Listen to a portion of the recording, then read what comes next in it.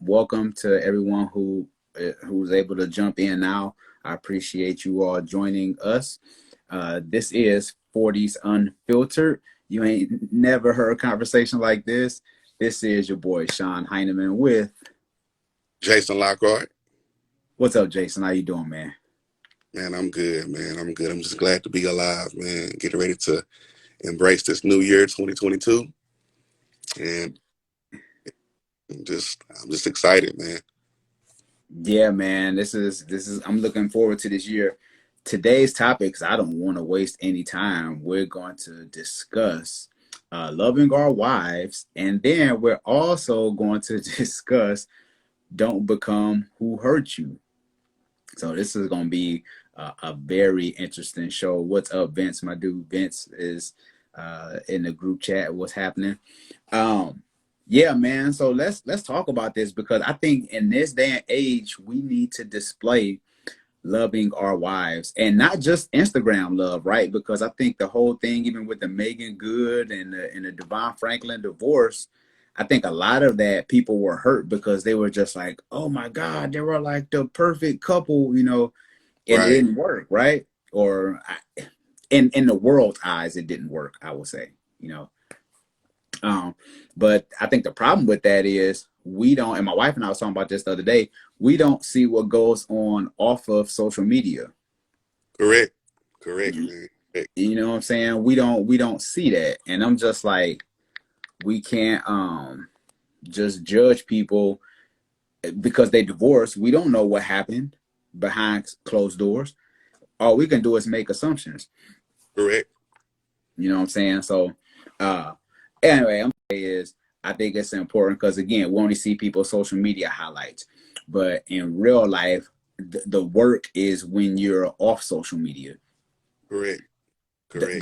the work takes when when your spouse is getting on your nerves, like how you gonna handle that then? Correct. Absolutely. Um, Absolutely. Yeah, the yeah, work's in, man. What did they say? It's not about the wedding, it's not about all of that. It's about basically what it takes to stay married.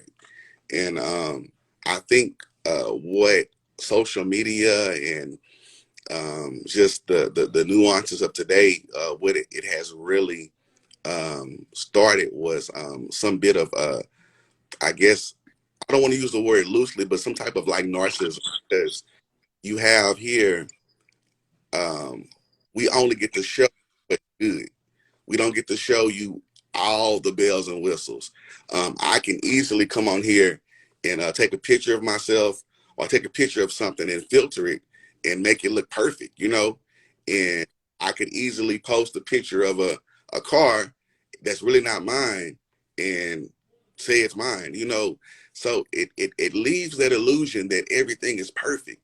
And if you keep on doing it, what'll end up happening is you'll begin to believe that illusion. And nothing's wrong with that per se, because we have to speak things to existence, speak things as not as though they are. But right. however, if you're not doing the work to obtain what you're trying to give the illusion to, or show, that's going to be eventually a problem, because it's like this stigma, this standard that you have to keep up about yourself that is really not there, and you haven't done the work to get there. And so I think that's what pretty much what the problem was. And it may sound funny here, but it was a post that I saw that said, now I know Megan Good is glad she don't have to go to watch night service. And that with me, man. But a lot of times people, man, they come into covenants, come into relationships, and they're not ready for that. They're not ready. They're not ready, man. I've seen so many relationships, including mine, you know, uh, my marriage, that was things that we weren't ready for, Mhm. but we, that was an image that we wanted to, uphold. It's always that thing, especially in the church world, it's better to marry than to burn. Yeah, And yeah. so, man, it caused a lot of heartbreak and different just maturation moments and just growing pains in the marriage. I wouldn't trade it for the world, But if I can show somebody, that guys, it's gonna take work. It's gonna take work. You Hmm. ain't arrived. There was one post I seen, and I'll let you cap it off. But there was one post that I seen where they were saying how the first and second year they were married, they doing like marriage conferences and stuff like that. And it's like, man, you ain't went through nothing. Wow. Wow. It You really put gotta. in place. Hello? Hmm. Yeah, it Yeah. just really You can hear in me. place. You got to do the work, man. You got to. Yeah. Yeah, I totally agree because, like you said, that illusion. I think that was a couple of years ago with Bow Wow. You know, he did that whole thing on a plane or something like that. The whole Bow Wow thing, and people started. Yep, yep, exactly. It, yeah, So to me, like you said, doing the work off camera, that's what's important because. And I joke around. And I tell people this all the time. I said I'm going to post a video of my wife and I arguing, just a real heated argument. We're gonna jump on IG Live and have a real argument, you know, Yeah, just to show people, look, we human, and I'm far from perfect, Lord knows, but I always tell people, therapy has helped us tremendously because we have our own individual therapists as well as our marriage therapists that we work with together. right, right, You know what I'm saying? And unearthing old issues that we could have possibly brought into the marriage, and it could be misplaced anger. correct, You know what I'm correct. saying? It could be something that happened to us when we was a kid. Just all kind of different stuff because people, you know, marriage, if you don't, you have to be intentional every day. And Every yes, day. Because it's easy for us to be on autopilot and be like, oh, they're not going anywhere. We married, I'm good. But putting your marriage on autopilot is you can set your marriage up for disaster because you start to just get used to this person being in your presence. And you know what happened when you get used to people, you just take them for granted. facts, man, facts. And I'm glad that you said that, man, because one thing about marriage, man, is that we grow, we evolve. If you're not growing, you're dying. So we evolve in our marriage, man. I'm not the same person I was 5 years ago, Yeah. especially not guys. But I'm not the same person I was 5 years ago. And if we don't really just tune in and sink into our spouses, man, and I'm a jestologist. I'm a bona fide Jessicaologist. And so if you don't really get into your spouse and study them and learn them and you continue to put yourself on autopilot, you know, you're looking forward to a lot of heartbreak, a lot of misunderstanding, a lot of just things taken out of context, and some heartbreak. Yeah. Yeah. Yeah. Because I remember going through my divorce. You know, I've been through a divorce. And I remember telling myself, like, the second time when I got married, I heard my wedding vows. I actually heard them. First time around, I heard them, but I was like, huh, but I was kind of in the moment. But this time around, I was like, man, listen, I get it. Right. It unfortunately it took me a divorce for me to get it. Stephanie says she's a follower on Instagram. She's a great woman of God. She says married life is not a series of glamorous events. Married life is the beauty of every day, which is so true. Wow. And we talked about that being intentional because we know, Jason, you've been married over 10 years. 10 years. Yes, sir. 10 years. Yeah, man. And you know how life can become mundane, Yeah, very, very, you know. very. And that's why I think with the social media piece, you can have that one highlight and then people take that and run with it and you like, look, this was an isolated event. You know what I'm saying? Don't just tie my whole marriage into just what you saw on Instagram. Right, right, Like, right. are we really that shallow as a society where we really just base everything off of a picture? Yeah, and you know what, man? It's so easy, man, to like I said before, man, it's so easy to get caught up in that illusion, man. When I find myself oftentimes not necessarily per se in my marriage, but just other facets of life, just from a business perspective, from a health perspective, a fitness perspective. I look at some of my friends, I look at some of the people that I follow, and I tend to sometimes look at them and I'd be like, man, I'm enamored by their, drive and success. However, I look at them, I'd be like, man, you know, I, I need, and I get hard on time. And you have to realize, you're not in their journey. You don't know what's going on. What did somebody say? You don't know this. You guys are the weaker vessel, Yeah. and we're responsible as men. That's just our place. We're the Mm. foundation. I'm sorry, bro. I just had to go in there, man. Yeah, Uh, just no, no, man. Look, that's real. Keep this 40s unfiltered. We talking grown man talk. You know what I'm saying? I think that's why it's important that um, knowing your spouse, knowing their flaws and all those other things. I think the biggest thing is can you extend grace when they don't fit your description or once they drop the ball? Because Lord knows we dropped the ball, right? But when she dropped the ball, or she ain't give you none that night, or she probably ain't feeling her best, or she having one of them off days, like, can you excuse that? Can you be like, you know what, she's having an off day, I'm just gonna love on her in spite of. And women pay attention to that stuff, because if you going tit for tat with her, you can't go tit for tat with a woman. You gonna lose. facts.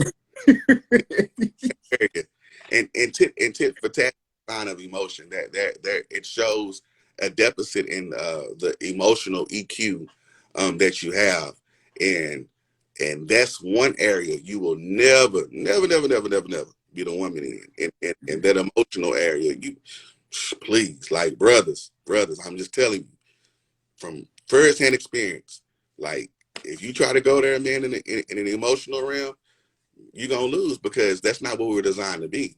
You know, we it is cool that we do operate in our emotions at times, because of course the greatest man on earth was emotional. He Yeah. showed his. However, there's a cutoff, and you can't go tit for tat in something. That's like me getting in the ring as a novice with Floyd Mayweather and boxing with him. And in my opinion, he's the greatest boxer of all time, in my opinion. Yeah. And that's like me getting in the ring with him in boxing. Like, that's his expertise. Like, if Floyd got on the keyboard with me and start playing, I'll win every time. So it's just the that's an area that you cannot fight in with women going tit for tat. So don't do it. Don't do it. Mhm. Yeah. And it's best that, because I do believe, and to whoever's in the chat, let me know. But I think women don't want men to be that emotional anyway. I Man. think she wants you to be a little more of a bedrock, more of a sturdy, Facts. you know what I'm saying, that you're not going to always just, you might bend a little bit, but you're not going to break. Facts. You know what I'm saying? I think she looked for you to be that steady, consistent person, and that's a weight that as men that we carry as well. But when we are emotionally intelligent, I think that can give our wives a safe space to where they Right. like, you know what, he ain't always flipping out. That and check this out, I can say what I need to say and he not be offended. Right. And man, you know what? And this is a very transparent moment for me, because I grew up, man, a mama's boy. I had both parents in my life, and like, I'm a mama's boy. Mama did everything for me. Love my mom to death, man. And that crippled me, like, really bad when it came into uh, my marriage. And I had anger issues like crazy, and God is still working on me. But one thing that I've come to learn, man, the Bible says that anger rests in the bosom of fools. And when you think about displaying your anger like that, man, it makes you a weak man, straight up. You macho all you want and stuff like that, man. But I thought it was cool when I had allowed the fallacies of my wife's behavior and decisions cause me to turn over tables and throw stuff and break TVs and break things and punch walls and stuff. I mean, like, bro, that's a bill. Like, really, you know what I'm saying? And I had to really, get to a place of maturity and maturation and say, man, look, man, that's weak, bro. And all that it's doing is really pushing your spouse away further from you, man, and putting them in a place of fear. When I'm being real, this is 40s Unfiltered. When I Yeah. wife tell me, that she doesn't know what I'm capable of, like, that's scary. That's Mm-hmm. you as men, we as men, sorry, we're supposed to be that safe place, that safe haven for them. We're supposed to be that place, man, where they can find rest in. And by us displaying a violent anger type of behavior, man, toward our spouse, man, that's not cool. There's other ways that you can, resolve that thing. And, like you pointed out, Shon, earlier, therapy is great. It's always great, man. And I think, when you have intimate time, man, with the great I am, and also therapy combined with that, man, that's a beautiful thing, man, because no one knows you better. And so, hey, Kiara, when you get, into that, man, it's a beautiful thing.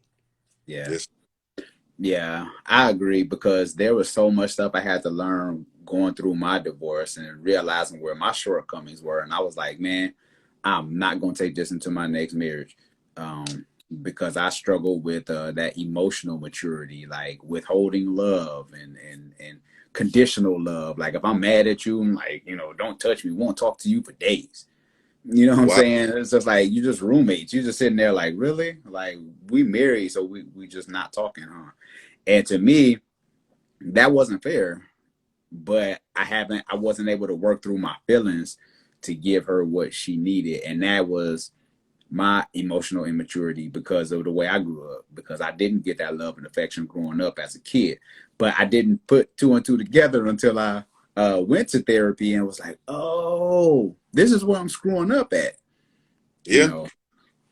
Yeah. So God gave me another chance to get it right, man. So I was like, I'm not messing this up, even if it makes me uncomfortable. I think that's something that men we should learn too, as far as being out of your comfort zone. Like it's okay to express how you feel.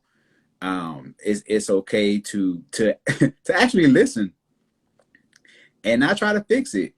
That's a big one too. It's just like and here's what I do, Jason, because sometimes as men we just be into Bob the Builder mode. We just be trying to fix everything, right? Yeah. But I've learned over time, man. I would say to my wife, like when she started talking, I'm like, wait a minute, do you want me to listen or do you want me to fix it? And So that way everything is off the table. So that way I'm not guessing. I'm not like, should I fix it or do I just listen? And she like, I just need you to listen. And check this out. That's even if it's against me, not personally, but just me. If I give her the space to let her say what she needs to say, even if it's geared towards me. So that don't mean Sean fix it. That means you just got called out on the carpet for your mess, right. and take it and fix it Right. instead of being defensive, because I think a lot of men we struggle with being defensive too. Oh man, that's that maverick, in us, man, that macho-ness, that ego, man. And I mean that testosterone. That's pretty much what it is, man. Getting defensive and stuff like that, man. I mean it's human nature too. A lot of people, we don't want to Um, we don't like to be called out. Nobody likes to, put in a position to where like, hey man, this is something that you need to work on. I oftentimes use the word constructive feedback instead of criticism, because when you look at that word criticism, man, it brings forth a negative connotation, man, to it, man. It actually means to tear down. So how can you Mm. tear down? So I give constructive feedback to the person, because that's something that you can always like work on and feedback. Um, but I said that all to say, man, yeah, we don't like to be told what to do. We don't like to be corrected, but it's all an edification. It's all to build you up and make you stronger, man. There's no such thing as a loss. It's either a lesson learned or you won.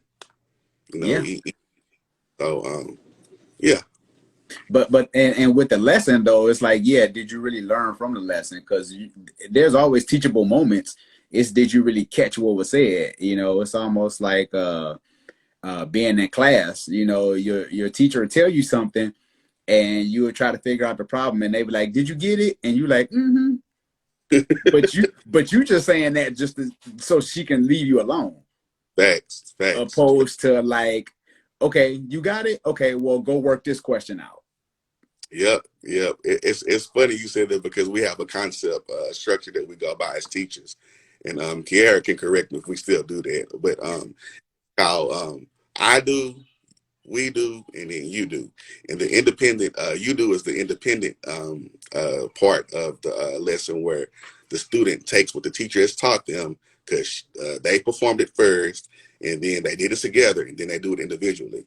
And so that's 3 times of you learning whatever you need to learn of the concept. So, yeah, like yeah, you can oftentimes, forget the strategy or whatever. But yeah, Oh my God, that's good. Yeah, and that's why I think it's important to have that personal relationship. And to whoever believes in what, that's cool. But just from my perspective, I think that's why it's important that you had that time alone with God, and are you really displaying God's characteristics to your spouse? You yeah, know. man. Hey man, yeah, you have to love, man. Love unconditionally, man.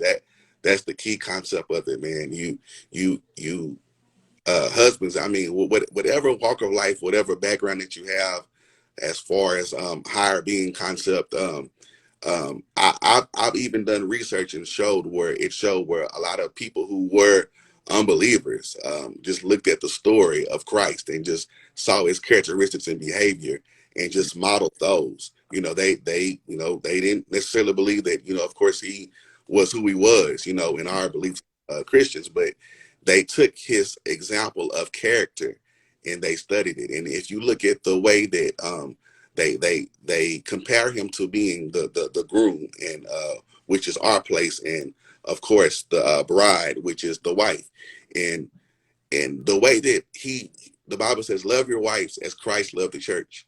And so when we think of that concept, man, that means in season, out of season. That means, whatever condition, whatever state of mind that they're in, love is a powerful thing. And when you get to that place, man, where you can love them, in spite of, man, in spite of the decisions they've made, in spite of what comes, that's part of the being a foundation also. And Mm-hmm. we can get to that place, man, where we can do that, man, where it's called selfless, unconditional love, man, no matter what condition, that person is in, besides, of course, infidelity and stuff like that, because you do have a biblical right to leave. Yeah. However, besides that, just being able to just withstand whatever storm, that's true love, man. And when you show a person true love and they finally get it, that what you're showing them is authentic and real, man, that's when the beauty comes in.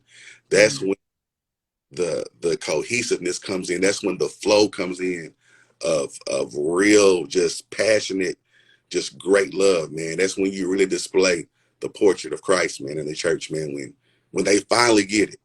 And I Mm-hmm. mean, same concept with us, man. Like when you realize, like, you know, the love somebody have for you to go to this great extent for you, and you finally get it, man, you're not letting that person go. You're gonna do whatever it takes. Whatever it takes. So Man, yeah. nah, that's good, man. No, that's real because yeah, because I remember talking to my therapist the other day, and she was talking about, do you, what did she say? Oh, she was like, when you're talking to your spouse, do you tell them like, I need my friend right now? You know what I'm Oh, saying? Like it almost kind of take you back, because I think when we married, we like, you're my spouse, and we only look at them as our spouse. You know what I'm saying? But she's like, if you talk to your, like, if you need to discuss something, you like, can I have my friend right now? facts. Yeah. So the lens change. They like, okay, now this is my friend talking to me. So now it almost kind of takes the pressure off a little bit, and you can be a little more transparent about what you feeling about them. Yeah. Yeah, You man. know. Yeah. It opens up that it allows grace to take forth, man. Grace is a beautiful thing, man. When somebody extends grace to you, man, and shows you, and it allows them to show their humanity and their flaws, man. It's a beautiful thing when you open up that door of grace for that person, and it allows them to be their self. It allows them to open up. There is no part of how can I say this? There's no part of any door shut that that person would give to you. You have access to everything when Mm-hmm. you show grace. Grace gives access, man. That's Grace good. access. Grace gives access. Spouses, couples, significant others. Mm-hmm. Allow grace, man. It gives access to so many things, man. It breaks down so many firewalls, so many, you know, uh, guarded places, man, that the person may have when you extend grace to them and allow, like, it builds confidence. Yeah. You have confidence now to know that my spouse is not going to judge me if I come to her and say something to her. You know, I have confidence to know that she's not going to blow up if I have something that she does that triggers me and allows me, you know, to try to drift off into this place that I don't want to go to. I can come and tell her. So, Mm-hmm. Yeah, because some people don't even really get the whole concept of grace. Uh, there was a piece that I was listening to Will Smith book, and he was talking about how this gang leader, and for those who haven't read it yet, I'm not gonna get the whole story away, but he said this gang leader, he was over Will Smith's house and they were shooting pool, and Will Smith just killing him, take all this money on the pool table, and dude didn't have any more money, and he was like, he threw his keys on the table, and I think he had like a Lexus or something like that. So Will Smith took his keys and he put his keys in there, and he was like, all right, bet we going car for car. So Will Smith ended up beating the guy, this notorious gang lord or whatever, and he's pissed because he lost, and he walk out because he's in front of everybody. And Will Smith goes outside and he talks to the guy. And he's like, man, I invited you over my house. He was like, what does that look like, me taking your car? Right. And the right. gang leader was like, yeah, but I ain't feeling all that right now because I lost. Will was like, look, I invited you over as a friend. Here's your car keys. Gave him the car keys back. Gang leader looks at Will. He's eyes welling up, and he was like, damn, man, that's kind of messed up, because if that was me, I wouldn't have did that. I would have Wow. kept your car. So Will is showing this dude a different level of grace, and he said his eyes welled up because nobody never did that for him before. Ooh, man, that's You know what I'm good. saying? So imagine you in relationships, in and out of relationships, and you never really been shown grace. And that's why I tell people, um, you have to be the example first, Ooh, because Lord. people don't want to be sacrificial lambs. People always want people to submit to them, you know. But it's like, no, you have to be willing to be sacrificial so they can see what grace looks like. So if they do you wrong, or they disrespect, whatever, you know, I won't say disrespect because that's a different topic, but if they Wow. do something that's really not pleasing to you, and you extend them grace and you don't throw it in their face, you know, y'all discuss it, y'all talk about it, but you don't bring it up or whatever like that, they looking at you like, wow, I thought you was gonna slaughter me. They Yeah. have a whole new respect for you. And again, that shows them what grace looks like. So when you're on a chopping block, when it's time for you to be slaughtered and you get caught in some BS or whatever, they like, you know what? I know what grace looks like. I'm about to extend it to you. I give you access this time. That's good. That's that's Yeah. good. So I'm I'm not perfect. that's I'm gonna cash app you later. That's what's up. So anybody in the field, y'all want to cash at me? No, I'm just kidding. Yeah, man. So if there's any questions, if anybody have any questions as far as loving your wife, or even if there's some ladies in there, if you're having some challenges and things of that nature, feel free to just leave in the comment section and we can discuss that. We love it, man. We love feedback. We love it. We Yeah. And if not, we're gonna keep it moving. Here's another topic that is very dear to my heart is not becoming who hurt you. I'm actually working on a book called Don't Become Who Hurt You, because I think in this day and age, or shoot, maybe since the beginning of time, who knows? But people, we always talk about hurt people. But it's another thing, man, when you become who hurt you and then you start to prey on other people. Here it is, you living your little happy little life, and somebody hurt come along and they see you coming and they want to just mess up your whole life because they've been hurt. yeah, yeah, Like, to me that's just so selfish, man. yeah. It really is. It really is. It really is. It shows your lack of empathy, and it just shows, you know, how selfish you can be, man. And I'll play devil's advocate on this one.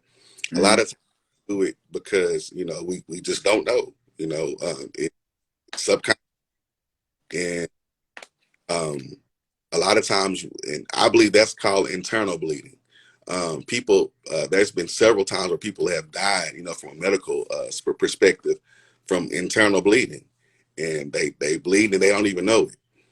And that's the same concept, man. You have people, man, and that's the sad thing at it too, is because you have people, man, that are hurt, that are wounded, that are just jacked up, and they don't even know it, and they're going around hurting other people. You know what I'm saying? And it's kind of like they use that term. That's just the way I am.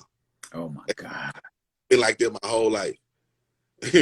And not knowing that there's a healing that needs to take place. There's a healing that needs to take place, a deep healing that needs to take place, and they don't want to do it. I've seen several people like that.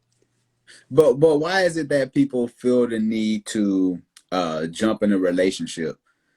It's like that's always like the default setting for a lot of people. You can be hurting.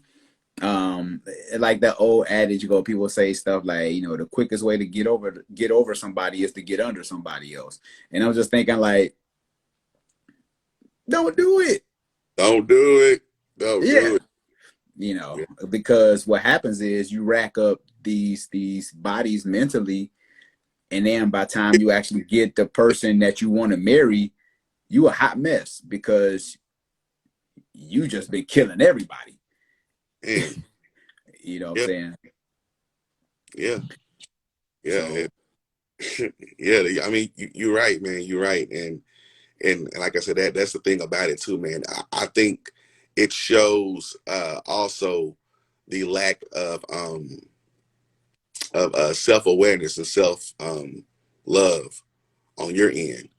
If you're willing to jump into another relationship, knowing that you haven't, healed from your previous traumas, whether it be, a monogamous relationship, or a relationship far as with your family, it doesn't matter, and you jump into something and involve somebody else that has no idea about any of this, and you hurt them like that. That's a very dangerous thing. Yes, sir. mm-hmm. Yeah, because like to talk about sticks and stones may break my bones, words never hurt. No, words hurt because there's things that people said to me when I was 6, when I was 10, when I was 12. I don't even forget to this day. You know? Yeah, Uh okay, Just one Larry says some people don't know they need healing, and people can be selfish. They want what they want, and that is true. I agree. Some people. Well, let me ask you this then, Jason. So, how do you know when you need healing? Like, where's that? how do you know if you need healing? See, because for me, I went through a divorce, so I knew I needed healing. Like the writing was on the wall. Um,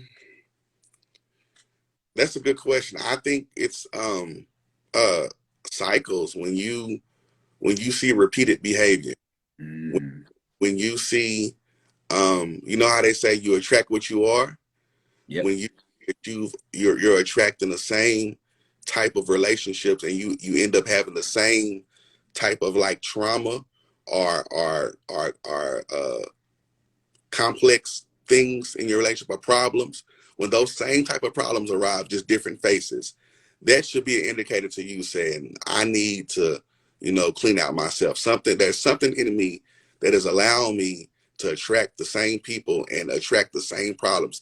There's a lesson, there's something that I haven't learned that allows me to keep on making these same mistakes. And I think when you continue to make the same mistakes, that causes you to know, like, that puts you in a place to know, like, hey, I think there's something wrong with me. And I'll even say this, even in my healing with my anger, um, there were some situations, there were some things that happened where it caused my anger to constantly manifest and constantly, put me in this place where I felt so bad afterwards. I know, Mm, one time, just to be transparent, I told my wife, I said, I hate you. Like, mm, I got so angry and so mad at her where I told her, like, literally, I hated her. And man, like, after I did that, I cried like a baby because, God chopped me up and beat me up. And he was just like, Jason, it's time. It's mm, time. Time for you to really go on that journey and heal. That journey of rejection, that journey of not feeling love, not feeling worthy of love. You know, mm, that's what it taught me. Like, one thing about anger is pretty much an outward display of someone not getting what they want. That's all mm, anger is. When you don't get what you want, when there's things that you don't get, you display it with anger, and anger mm, in so many forms. It's an umbrella, and there's so many different emotions that come from the umbrella of anger. And I said all that to say, man, is when you continue to see yourself in different situations, different faces with people, and having the same exact problems, uh, that's a indication that you need some healing. Dang, that's good. I like that. Yeah, because yeah, you're like the common denominator, right? That's Because people will get into different relationships, but the same, same, different faces, same relationship. what Avon say, different faces, different places. Got me tied like shoelaces. Come on, man. Look, Yeah, man, come on. got you That's tied. real. Yeah, Yeah, and I tell people too that uh, old keys won't open new doors. You know what I'm and saying? I think that's important as well because even my wife and I we discussed this. I'm like, okay, so what are we gonna do different? And different means being uncomfortable because the way we do things have gotten us so far. But now we got to have a different approach for this different season that we're in. We can't do the old things thinking that that's going to open up, unlock different blessings for us. man, You and know. ain't change it up, man. It's always good to change things up, man. Yeah, Mm-hmm. and if you are single, man, and you're recovering and coming out of a relationship, man, change things up, man. Go a different route. Normally, if you go left, go right this time. And it just different things, man. Just a different scenery, a different place, man. Just do some things different. Yeah, yeah, I agree, and it makes it uncomfortable, and I think that's why a lot of people choose not to do anything different because they're like, I don't want to do this because it makes me uncomfortable. It takes me out of my comfort zone, because we like to be comfortable, like we fight to be And comfortable. let me tell you, and I mean this is somewhat it's the same thing, but it's somewhat off the um I guess topic per se, but it correlates with what we're saying. But like even in my journey, I was an educator, I was a teacher, and instantly, I just felt the need to switch careers, and it took me 3 years because I was used to what was comfortable, and when I finally, crossed that threshold, it took me to another, place, financially, and I didn't. I didn't know it was the right move, but like I say, God just told me, "Hey, look, you need to do something different." And so when I did something different, this is what happened, and it was very uncomfortable for me, very uncomfortable. But just stepping out and doing it, now I see. It's kind of like you get that aha moment, like, oh wow, now I see what you meant. Now I see. Okay, okay, cool, cool, cool. Mhm. Yeah, yeah, I agree, man. Because at the end of the day, we want to have healthy relationships. This is why we do the podcast. We want other people to have healthy relationships, and just knowing that, like we talked about, putting in the work and also trying different things that's going to help enhance your relationship or your marriage. Because especially when you're with someone for extended amount of time, because we can get set in our ways. Because there's some people, they're like, Uncle Willie's just gonna be Uncle Willie. Uncle Willie ain't changed in 50 years, and that's why Uncle Willie in the place that he in, because he ain't want to evolve. You know, And it's sad too because people, you go your whole life being alone, and I know for some people, I know beyond a shadow of a doubt, regardless of what they say, I know for a fact that God initially didn't intend for them to be alone, but God is the type of person who doesn't force on people. He doesn't force nothing on you. He's not going to force you to change. That's why we have free will. And some people just want to change. I can present all the amenities and things to you to make you change, but you just don't want to change. So you're gonna be alone for the rest of your life. And I mean, it's real. no, that's real. That's real because you have to because and here's the funny thing about that because people change when they want to because if you meet somebody new, you putting on your as I always say your Macy salesperson. Facts. You know what I'm saying? So you willing to step out your comfort zone. You willing to do something different just to try to attract that person. You But know. when you get them, and that's what it is right there. Like they yeah. I don't know if everybody's seen this, but I'm telling that off of my age, but I don't know if y'all remember I'm Gonna Get You Sucker. But there was a scene on I'm Gonna Get You Sucker when they were in the club at Keenan Ivory Wayne's. He was out in there with this chick. She was bad. And Yeah. like they were talking, so he was like, okay. He got the digits and stuff like that, and they just started communicating. They had drinks, so they went back to her place, and so they were getting ready to make it do what it do, grown people stuff. And so all of a sudden, like she was like, "Let me get comfortable, bro." Took off her wig, her eyelash. This chick had a prosthetic leg. Leg came off.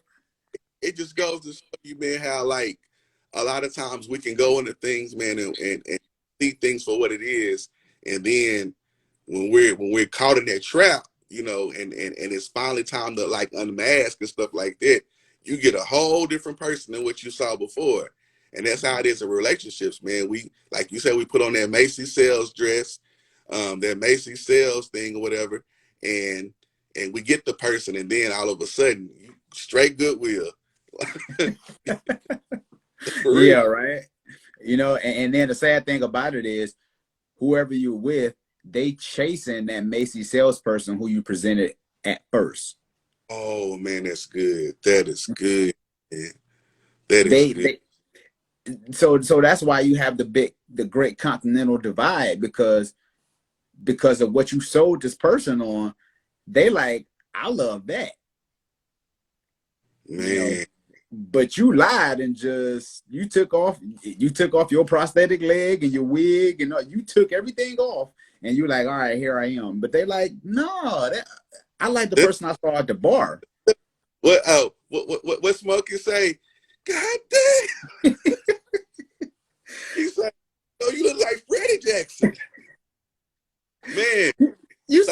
man, she look like Janet Jackson, not Freddie Jackson.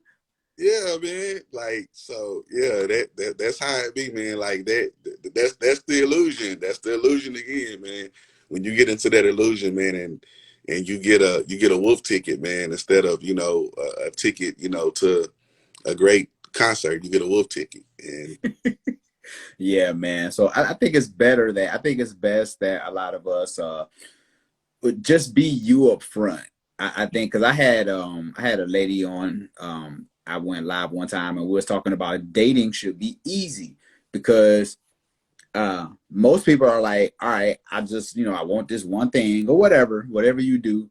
Let's be honest with each other. And a lot of people are like, if you're just honest with me, I'll give you what you want.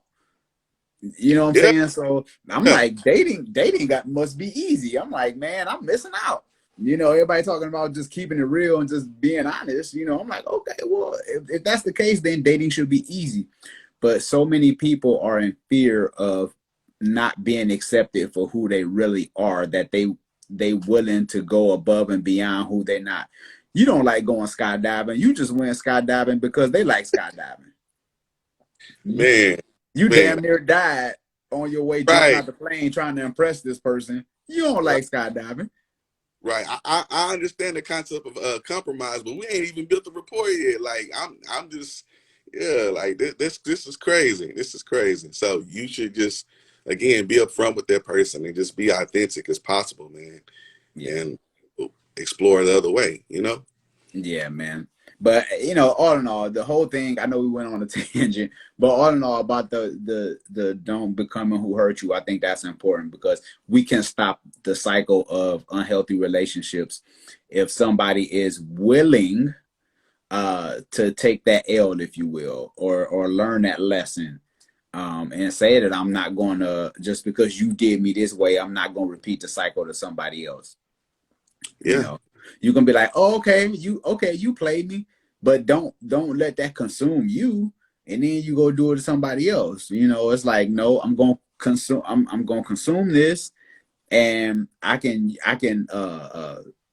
tell this in my testimony later about how I still was able to be me in the process, and not go all off the railroad tracks because somebody did me wrong.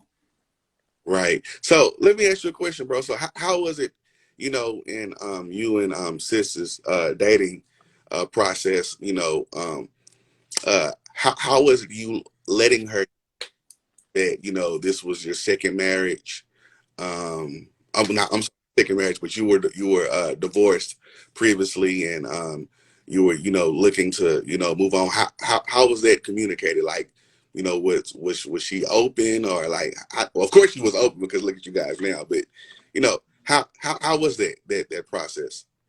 Uh, the funny thing is, I don't know if I shared this with you or not, but the first time that I visit Clarissa in person, because we were already talking for 2 months, I asked her to be my girlfriend after a month of dating, and I ain't even met her in person. Oh wow. Yeah, after a month, we talked on Skype every day, and after a month, I was like, "Hey, you want to be my woman?" After a month, so another month rolled past before we actually see each other, and then hello, how are you doing? If you have any questions, feel free to raise your hand or leave a comment. Um, yeah, so after that second month, I went to go see her. Kid you not, we was across the street from a jewelry store, and we went to go look at jewelry, and somehow we just ended up in the ring aisle. We went and looked at the rings, the wedding rings, Hmm. and she's just trying on different rings and stuff, and I'm just like, oh, okay, what I'm saying? So she was like checking out rings, and I'm like checking out rings too, because I'm like, all right, she might like this. But she ain't know that I was actually, just like willing to set her up to see what she actually liked. Oh Uh, wow. yeah, so after when I met her in the flesh, I was like, she's the real deal, man. And I was like, I refuse. I'm not gonna let her go because I believe that she's the one for me. Here's the funny part, Jason. This is the first time in my life that I made my own decision. She said, that's when your credit is good. I know, right? My credit was pretty good. I was able to walk in the store and get what I wanted. Uh, that's funny.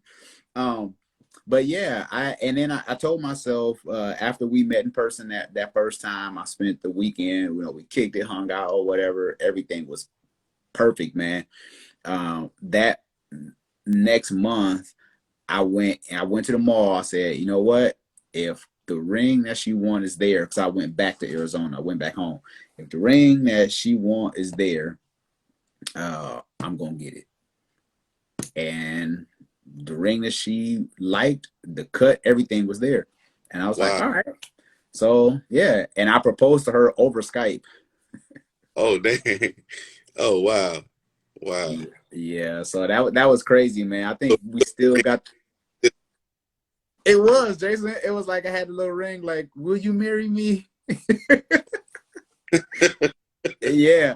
Funny Wow. thing is, she still have the picture of her face like she was crying. She still got the little picture of her on Skype, like with the little ugly face, like. Yeah. Man, that's Uh, good. That's good. That's good. I don't know if That's that good. answers your question though. I didn't went and got Oh, off yeah. on. Yeah. It did. It did. It did. It did. It did. Yeah. Of course, she was accepting of, the fact that you were, because a lot of times that's a red flag for people, Yep. whole dating process, man. Like what did you not do for your marriage not to work, But then again, on the back end, divorce is so common now, like 50%, and like amongst the black community, and like so now it's common, so it's common for somebody to say I was recently divorced. So but I mean, in both aspects it is sad, but yeah. So I was gonna say something else. I'm trying to remember what I was gonna say. My situation was uh being, as far as being transparent and open, when I first, met my wife. There was a situation I was in. I was staying with the girl that I was previously dating. Me and her brother and her family, we have a great rapport. Like, can't nobody tell me they're not my brothers and sisters.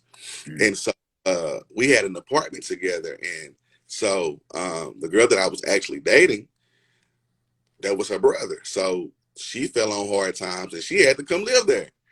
And so that was really tricky. Like when I figured out that I really wanted to be, like this is the one I want to be with. I really want to be with, Jessica. I love her and all the above. I was like, man, I have to tell her this. I have to let her know that, like, I want to be open, authentic, and transparent with her, and let her know, like, look, this is my situation right now. And so I was getting ready to actually move to Houston anyway, to transition there anyway, but it just, my lease wasn't up yet. So we were on the phone one night and I was just like, hey, look, it's something I got to tell you. Like, hey, the girl that I was previously dating, she lives with us. That's her brother. Her brother ain't gonna let her, put her out like that. However, we did date, and like she was accepting of it. Like I was very surprised, and I think that it gave me more kudos to her and more brownie points because I was straight up front with her, And now that I know now, based off of her past and experiences with other men, lying, manipulative, and stuff like that, that showed her that I was different. Mm. There was something about me that was different. And just the ladies out there, man, when a man is very authentic and transparent with you, man, and again, when you give him grace, you know, and acceptance, that's a good thing. Mm. I like that. I like that you said that because we're gonna get ready to close this thing down in a minute because man, but this is good because I still want to get this recorded. I'm glad you said that because when I one thing my wife said she liked about me was I was honest about my shortcomings in my marriage, in my last Oh, marriage. man, yeah. Okay, my bad, but yeah. Yeah, no, because she was like that was something that she liked about me because I was like, look, this is where I sucked. You know, I was just straight out the gate. I didn't come out there and was like, a lot of times, man, people ask that question, what happened to your last relationship? And you're like, well, he was this and he was that and he wasn't no good and he was lying here to you, that's a red flag. Yeah. But when you can be honest about your shortcomings, my wife was like, I really like that about you. Cause I was just like, man, look, I'll never talk bad about my ex-wife because I married her. Yeah. Yeah. Yeah. You You know? X, man. You chosen. You Yeah, chose. right. Yeah, Yeah. and spent 14 years with her, and then I'm just gonna put her on blast. I was like, nah, I was like, let's just talk about where I went wrong. And I believe me discussing where I went wrong, I believe my healing process, I think the healing process went faster. Man, I mean, that's 50% of the job. To be honest with you, man, was when you admit your shortcomings, admit where you messed up at, admit where the learning curve took place for you. That man, that's a big one. That's where the healing starts. You know, Mm-hmm. Yeah. Take absolutely. take ownership, accountability. I know those are curse words by today's standards, but if we willing to take that step, I do believe, because people will be like, "Oh, I'm healed." I'm like, "Are you?" If you, because to me, this is me, I can tell if you're not healed based on the way you talk about your ex or the way you talk about other people. Ooh, You know what I'm saying? So if you say something about, say, whoever, say somebody was dating a guy named Ricky, you talking about somebody else could be named Ricky, but you bring that name up, and all of a sudden you going ham. You like, you not healed. you're not here. Nah. No, no. Yes, there's still this little spot in your heart that's hurting you like hell every time you hear Ricky name. You not healed. You shouldn't be getting in no relationship. Yeah, that's true, man. That's so true. That's Yeah, gold. That's gold. That's gold. yeah. Whenever Noel Jones said something that was so profound, he said, "Whenever The uh, doors of the church are not open. That's funny. he said something so profound. He said, man, when you get to a place, man, where the you find yourself the presence of that person doesn't strike you or strike a nerve in you, that's how you know you deliver. You can look at something that may resemble that person. You can look at a teddy bear. You can look at a certain picture, a certain moment that reminds you of that person, and it doesn't strike some, or something does not resonate in you. That's an evident sign, man, that there is some healing that's taking place, and you at a good place. I like that. Ugh, man, Yeah. this has been great, man. Jason, let everybody know how they can get in touch with you. We on IG, so. Oh, so we're on IG, man. My IG name is Jackson Heights Own. After Coming to America, I'm a huge Coming to America fan. So you can find me at Jackson Heights Own.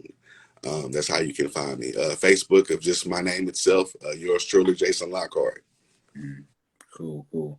Well, to those who are on, thank you for rocking with us, because I understand how short attention spans are nowadays. So I definitely appreciate it. If you are listening to this, if you hear this on podcast, you can find this on all streaming podcast platforms, Stitcher, iHeartRadio, Spotify, Apple Podcasts. You can listen to it to there as well, and leave a rating and review. I would love to hear from you. When you leave a review on Apple Podcasts, that's how I improve and get higher in the search engine, by being found by leaving comments and ratings. So I'm I would glad love. my brother, he survived COVID. So he out here, man. Love Oh, Terrence. Yeah. that's what's up, man. That's what's up. I appreciate everyone stopping by and joining us. This has been another episode of 40s Unfiltered. This is Shon Hyneman. This is Jason Lockhart. All right, people, be blessed. Take care.